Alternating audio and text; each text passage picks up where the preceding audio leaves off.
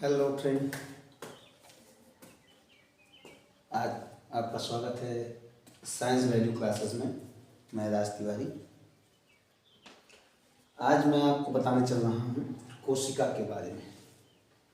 Cell, जिसके बारे में लोग जानते हैं। कोशिका कोशिका क्या है? हमारे जीवन की सबसे छोटी इकाई, मतलब लिविंग ऑर्गेनिज्म है तो उसके जीवन की सबसे छोटी इकाई को हम क्या कहते हैं? कोशिका। कोशिका के बारे में जानने से पहले थोड़ा सा हम ये समझें कि कोशिका को खोजा किसने था। तो सबसे पहले कोशिका को खोजा था रॉबर्ट हुक ने, उस डेथ सेल में या कार्क के सेल में। उसके बाद लिविन हॉक ने इसको लिविंग ऑर्गेनिज्म के सेल में डिस्कवर किया था। रॉबर्ट हुक जी को कहा जाता है फादर ऑफ साइटोलॉजी। साइटोलॉजी क्या है? The branch of science in which we study about the cell. मतलब विज्ञान की वह शाखा जिसके अंतर्गत हम कोशिका के बारे में पढ़ते हैं, उसको हम साइटोलॉजी कहते हैं। ठीक, चलिए आज हम बात करेंगे सेल के बारे में। तो सेल क्या है? सेल की जब हम डिफिनीशन की बात करते हैं तो cell is a small unit of life. Cell क्या है? स्मॉल यूनिट ऑफ लाइफ है। अब हम जानते हैं कि हमारे यूनिवर्स में बहुत प्रकार की सेल मिलती हैं। यूनिसेलुलर सेल मिलती हैं, मल्टी सेलुलर सेल मिलती हैं, हम लोग जानते हैं। तो यूनिसेलुलर सेल का मतलब ये हुआ कि जिसमें एक सेल हो। मल्टी सेलुलर में से बहुत सारी सेल्स से ऑर्गेनिज्म का निर्माण हो, उसको हम कहेंगे यूनिसेलुलर। चलिए,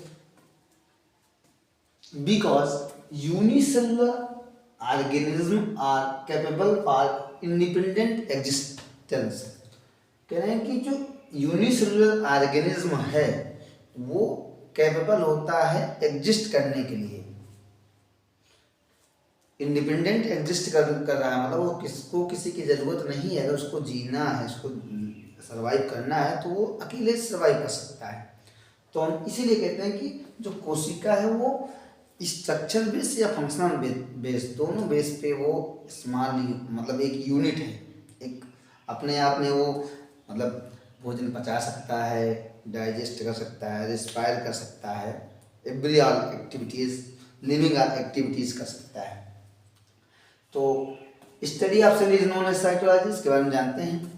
अब हम बात करते हैं टाइप ऑफ सेल की बात करते हैं। तो जो कोशिका की बात करते हैं तो कोशिका दो प्रकार की होती है, प्रोकैरियोटिक कोशिका, यूकैरियोटिक कोशिका। प्रोकैरियोटिक कोशिका का मतलब है, प्रो मीन्स प्रिमिटिव।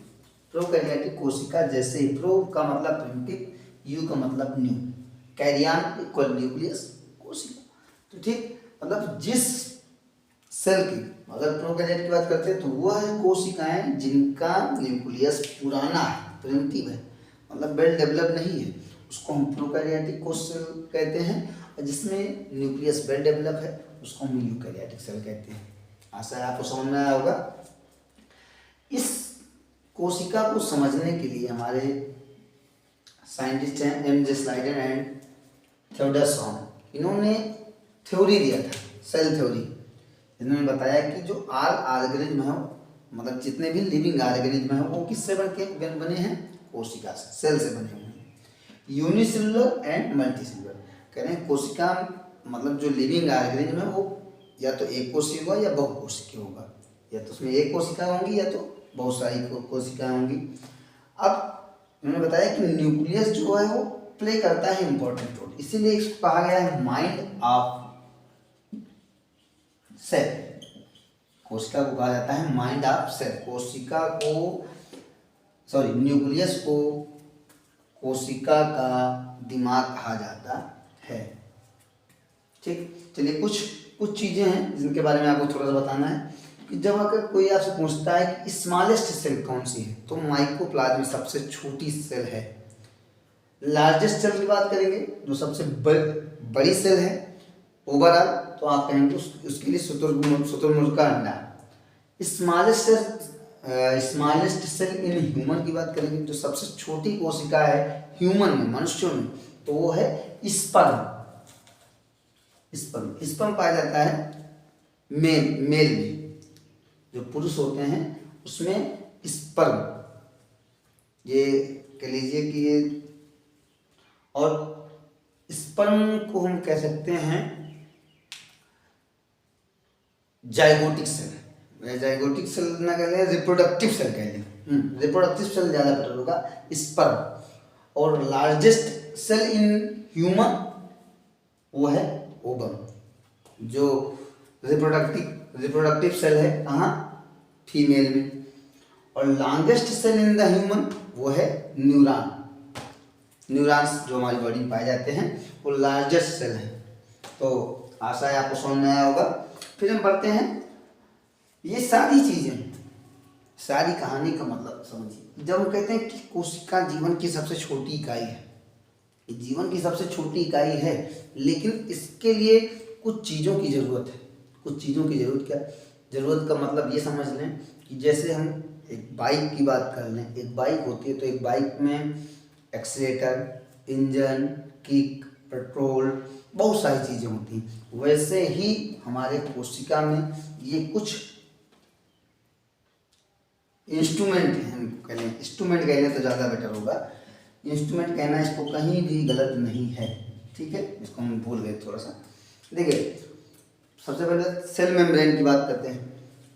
ये सेल ऑर्गेनल वही इंस्ट्रूमेंट हैं जो किसी भी कोशिका को लिविंग एक्टिविटीज करने में सहायता प्रदान करते हैं। जैसे सेल मेम्ब्रेन की बात कर लेते हैं, तो सेल मेम्ब्रेन क्या करता है, ये प्रोडक्शन का काम करता है। ये रहा आपका कोशिका, ये सेल मेम्ब्रेन ये क्या करता है, प्रोटेक्शन का काम करता है। और ये साथ साथ एक बाउंड्री का भी काम करता है प्रोकैरियोटिक्स एनिमल सेल में ये सिक्योरिटी मतलब वाल का भी काम करता है कि जैसे कोई अनरिक्वायर्ड मटेरियल इसमें इंटर नहीं कर सकता है।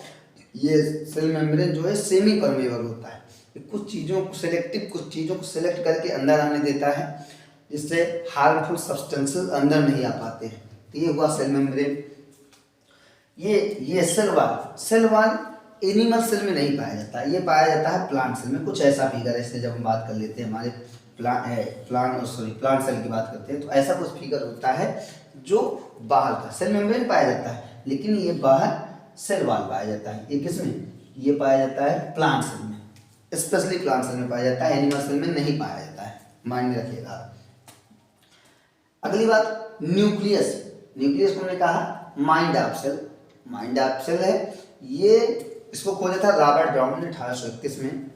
रॉबर्ट ब्राउन जी ने 1831 में कोशिका खोज की। इन्होंने बताया कि जो कोशिका है वो जेनेटिक मटेरियल कंटेन करता है, डीएनए मतलब कोशिका में डीएनए, आरएनए ये सारी चीज़ें पाई जाती हैं। इसको माइंड ऑफ द सेल कहा जाता है।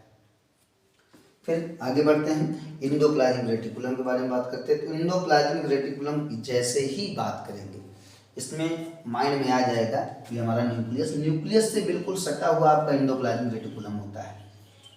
ये दो प्रकार का होता है, एक होता है रफ इंडोप्लाज्मिक रेटिकुलम, दूसरा होता है smooth endoplasmic reticulum. Rough endoplasmic reticulum जो है ये राइबोसोम कंटेन करता है, अपने ऊपर राइबोसोम धारण करता है, और राइबोसोम धारण करने के कारण ही ये इसको रफ इंडोप्लाज्मिक रेटिकुलम बोला जाता है, क्योंकि राइबोसोम के प्रेजेंस होने से ये थोड़ा सा खुरदरा हो जाता है, इसलिए रफ इंडोप्लाज्मिक रेटिकुलम कहा जाता है।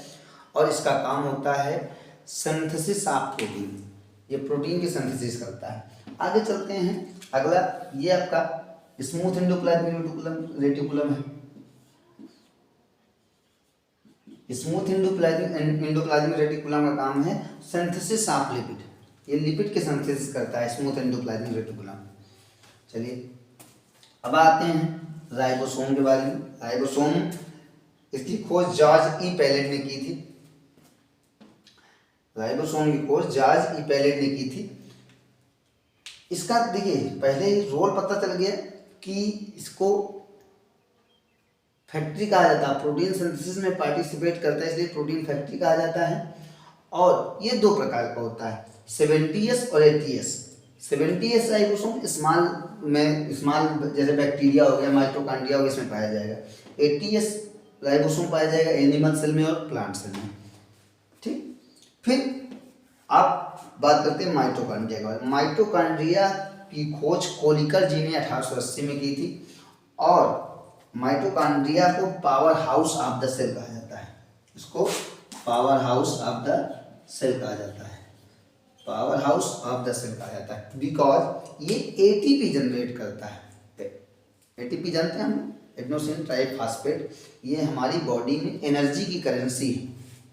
जैसे हमारे देश में रुपया चलता है, कहीं दलहन चल रहा है, कहीं डॉलर चल रहा है, तो वैसे एनिमल की जो लिविंग ऑर्गेनिज्म हैं उनकी बॉडी में एनर्जी के लिए एक ही करेंसी यूज की जाती है जिसको हम कहते हैं एटीपी, एडेनोसिन ट्राइफॉस्फेट।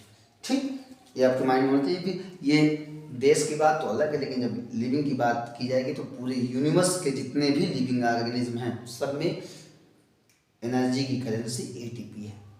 ठीक, आगे बढ़ते हैं।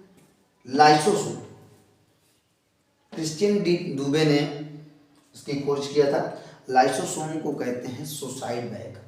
सुसाइड बैग कहने का मतलब ये है कि जब कोई सेल परमानेंटली काम नहीं कर रहा है तो न्यूक्लियस द्वारा इंस्ट्रक्शन दिए जाने पर ये उस आर्गन को रिमूव कर देगा, मतलब उस सेल आर्गन को रिमूव करने की कोशिश करेगा जो परमानेंटली काम नहीं कर रहा है। अगर उसको या देखता है कि सेल में ही कुछ डिजीज आ गई है या सेल ही गड़बड़ होने वाला है तो क्या करता है, ये लाइसोसोम फट जाता है और पूरी की पूरी सेल डिस्ट्रॉय हो जाती है। ठीक, ये आपका कोशिका के बारे में सामान्य जानकारी थी। ये तो और जब आगे अगली क्लास में हम बात करेंगे तो सेल मेम्ब्रेन के बारे में, सेल वॉल के बारे में, न्यूक्लियस के बारे में और एनिमल सेल के बारे में, लिविंग सेल के बारे में हम बात करेंगे। फिलहाल यहाँ तक के लिए बस आज इतना ही, आगे नेक्स्ट क्लास में बात करेंगे। अगर आशा करता हूँ कि आपको वीडियो अच्छा लगा होगा। अगर आपको वीडियो अच्छा लगा हो तो लाइक करिए, शेयर करिए, जिससे आपको भी फायदा हो और आपके साथी को भी फायदा हो। Thank you.